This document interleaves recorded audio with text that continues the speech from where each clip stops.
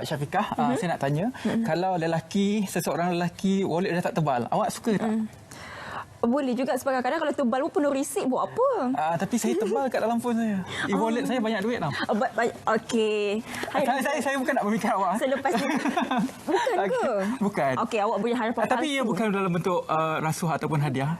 Okey. Bukan Bukan. Okey, bukan. Tak apa. Dan sebenarnya kita nak bercerita tentang rasuah. Bagaimana sebenarnya dengan pendidikan awal kita mampu tangani rasuah. Kalau kita lihat laporan yang dikeluarkan oleh Indeks Persepsi Rasuah, negara kita telah meningkat kedudukannya daripada tahun nombor 61 tahun lepas, sekarang pada tahun ini kita dilaporkan meningkat pada tahun 51. Jadi kita nak lihat sebagai bagaimana sebenarnya keberkesanan pendidikan rasuah itu daripada akar umbi. Betul. Dan bersama kita dengan di studio Selamat Pagi Malaysia ini adalah Dr. Nuryanti binti Jalil, iaitu Fellow Perangsang Media dan Informasi Fakulti Komunikasi dan Pengajian Media UiTM. Okey, Assalamualaikum Doktor. Salam. Gimik kami tadi bukan betul-betul rasuah. Rasuah memikat. Dia bodek. Baik, bila kita bercerita mengenai rasuah, definisi rasuah itu sendiri, sebab ada yang salah faham sebenarnya menganggap bahawa rasuah itu semata-mata memberikan dari segi nilai wang ringgit. Mungkin hadiah ataupun kata-kata, bukan rasuah. Pendapat Doktor? Pada pendapat saya, sebenarnya rasuah ni kalau mengikut definisi formalnya kita ada 7 jenis rasuah lah. Satunya adalah transaksi, mana saya bagi awak duit, awak lakukan kerja dan sebagainya. Kedua adalah melalui orang kata memberi hadiah. Memberi hadiah itu maksudnya kita nak please someone so that someone boleh membantu kita di kemudian hari. Ketiga, memberi perkhidmatan. Keempat, nepotism, semestinya kita beri laluan kepada kawan-kawan kita, adik kita dahulu untuk mendapat peluang. Dan terakhir sekali ada 7 saya hanya kupas beberapa. Dan yang ketujuh ni yang paling penting, di mana kita melakukan rasuah tanpa sedar, di mana kita tidak melaporkan perbuatan rasuah yang berlaku di sekeliling kita. Jadi kita melakukan rasuah dari segi itu dipanggil supportive corruption ataupun rasuah sokongan, di mana kita tidak melaporkan padahal kita tahu. Di mana aktiviti tersebut akan memberi kepentingan kepada penerima atau satu pihak. Kepada penerima, maksudnya kita memberi jalan untuk mereka melakukan aktiviti rasuah. Maksudnya kita bersumbahatlah secara tidak langsung. Dan itu sebenarnya kita kalau mengikut Akta SPRM 2009 itu juga disabitkan kesalahan di section 25/3 dan 4, di mana kalau kita tidak melaporkan dan kita didapati tahu perkara itu, kita boleh dikenakan tindakan denda up to RM10,000, penjara tidak melebihi 2 tahun atau kedua-duanya sekali. Itulah pentingnya untuk kita memberi pendidikan rasuah. Tadi kita dah tahu rasuah itu bukan sahaja berbentuk ringgit, wang ringgit, sebab kita faham sekarang kita tengok dekat kaca TV, berita-berita yang dilaporkan seolah-olah rasuah itu equals tu memberi wang. Tetapi memberi laluan, memberi hadiah juga merupakan satu bentuk rasuah. Cuma kalau kita berbalik kepada isu beri pendidikan dari akar umbi, iaitu mungkin golongan kanak-kanak. Bagaimana, apa yang sebenarnya di Malaysia kita sudah ada untuk memberi pendidikan kepada mereka? Kalau di peringkat Malaysia ini, kita masih belum ada pendidikan rasmi yang khusus untuk mengajar anti rasuah. Tetapi kalau mengikut kurikulum pendidikan, kita mempunyai subjek seperti moral dan juga pendidikan agama, di mana di situ kita menerapkan nilai-nilai murni. Tetapi SPRM Suruhanjaya telah melakukan pelbagai program seminar dan juga kursus dan juga TOT kepada di peringkat sekolah dan juga di peringkat institusi tinggi untuk mengajar belia berkenaan dengan bahayanya rasuah.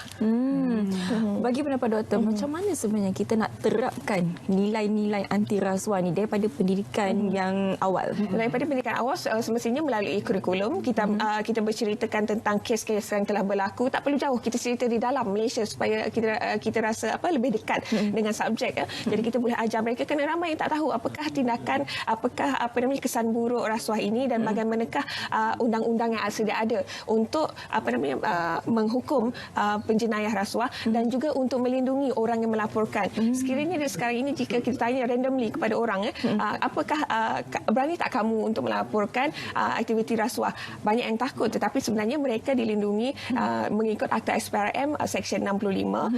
Dia dilindungilah daripada apa-apa repercussion. Keduanya kita mempunyai Akta Perlindungan Saksi dan juga Akta Perlindungan Maklumat. Jadi kita tak perlu takut, kerana kita sebagai rakyat yang baik haruslah bekerjasamalah untuk membanteras perkara ini. Seperti kita sedia maklum, walaupun Malaysia telah meningkat dari segi indeks persepsi rasuah itu, tetapi kalau kita lihat kepada poinnya, kita masih 52/100. 100 itu yang baik. dan markah kita 52. Adakah 52 itu baik atau tak baik, itu berada tanya selera. Pendidikan rasuah di peringkat akar umbi untuk generasi muda ini perlu digubal untuk mengikut laras bahasa mereka dan laras cara mereka belajar.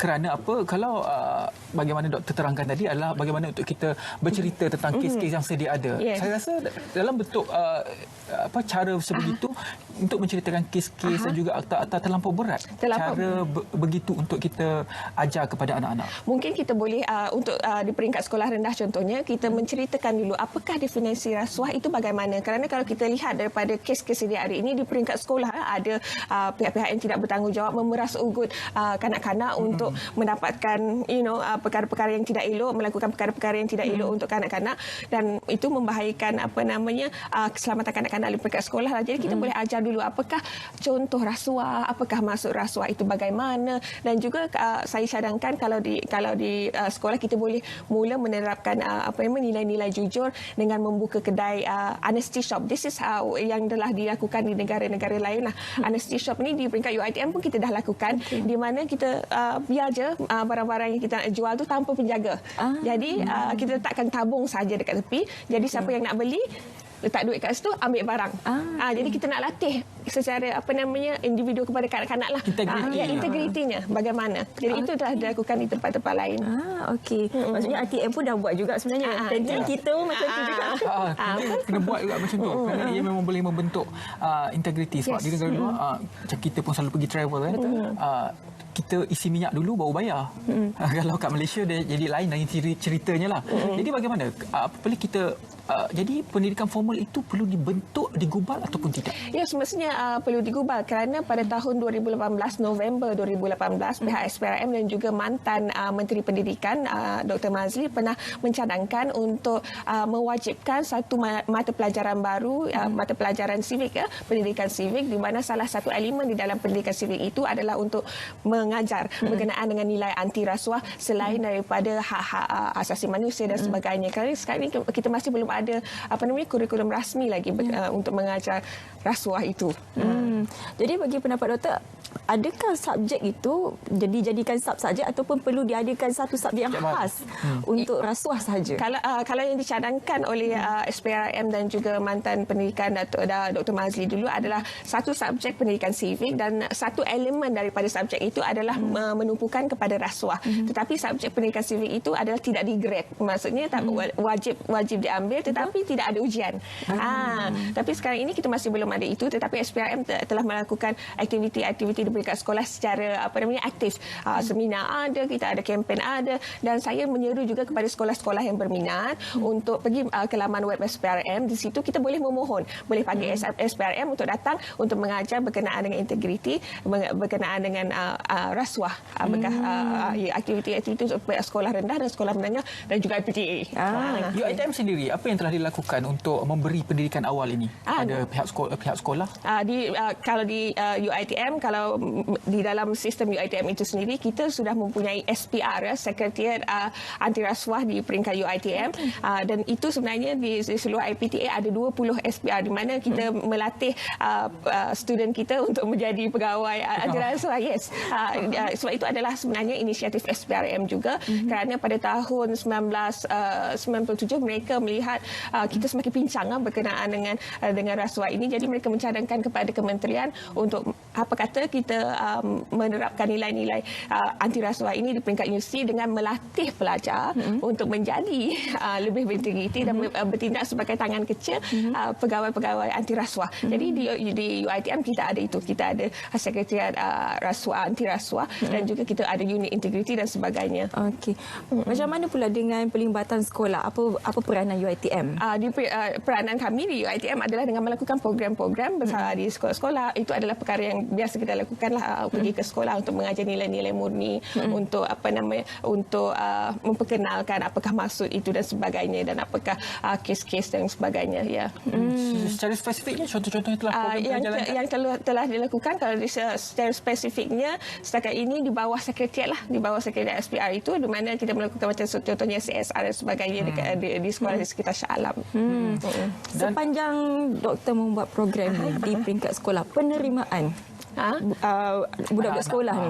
Budak-budak sekolah, saya sebenarnya tidak terlibat secara langsung untuk melakukan aktiviti di sekolah. Itu adalah di bawah Sekretariat SPR UiTM itu tadi. Jadi mengikut mereka itu adalah seperti biasalah kita ke sekolah dan budak menerimanya dengan baik. Cuma perkara ini tidak akan dapat berkesan kalau kita melakukan itu secara seasonal. Faham tak? Jadi seasonal itu maksudnya kelompok ini secara bermusim. Maksudnya kelompok ini saja yang dapat. Kelompok seterusnya kita belum tahu sebab kita tidak melakukan setiap semester ataupun setiap tahun. Jadi saya rasa cara yang lebih eloknya adalah mewajibkan satu subjek yang khusus untuk mengajar nilai anti rasuah. Dan saya percaya untuk menerapkan nilai integriti dan juga anti rasuah ini bukan satu perkara yang baru. Kerana sejak daripada tahun 2004 Penubuhan Pelan Integriti Nasional sendiri telah menerapkan bagaimana usaha untuk membenteras rasuah itu daripada bawah sehingga ke atas.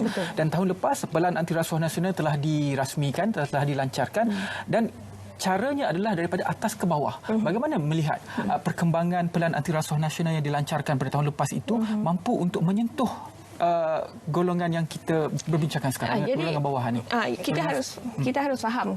Sekiranya kita bercerita berkenaan dengan rasuah dan sebagainya, orang yang senang melakukan rasuah adalah orang yang berkuasa, betul tak? Jadi orang yang tidak berkuasa ini selalunya menjadi penerimanya. Jadi kalau dia seharusnya rasuah itu dari top to bottom. Betul.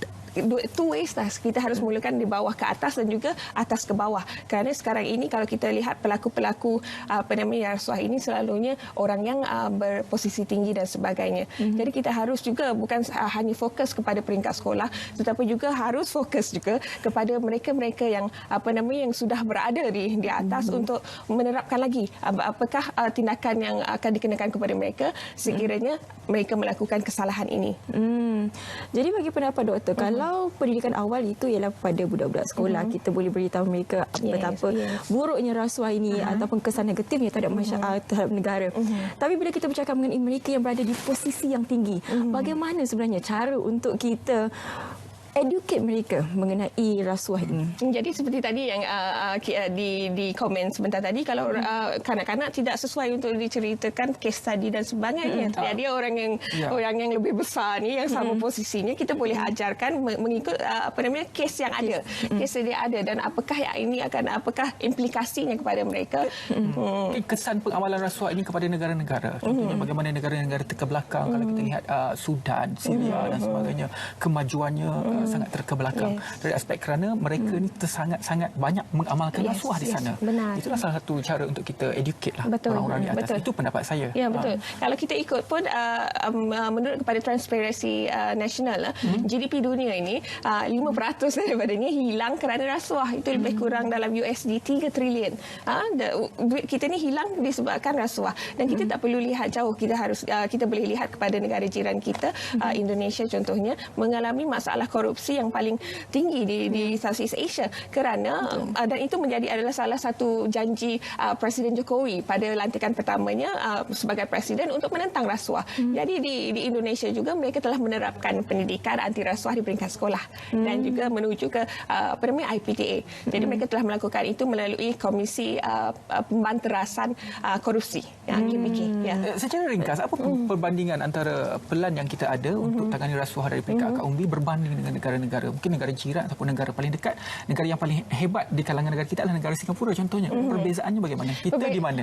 Kita ni masih berada, kita masih bertatih dari segi sebab kerana kita tidak nampak dipraktiskan terus di sekolah. Kita melakukan melalui seminar-seminar yang bermusim itu tadi. Jadi saya rasa modul itu kita sudah ada. Cuma kita perlu melakukan secara kerap. Kalau perkara yang kita tidak lakukan secara kerap, orang akan cepat untuk lupakan. Dan jadi kita harus tap into that lah. Kita harus mengetahui apakah kekurangannya. Kita kekurangan frekuensi. Maksudnya kekerapan itu kita perlu lakukan dan semakin selalu kita ajar, semakin selalu kita ingatkan, semakin selalu kita war-warkan apakah tindakan yang akan dikenakan kepada mereka, mungkin akan menjadikan masyarakat dengan lebih kuat ya.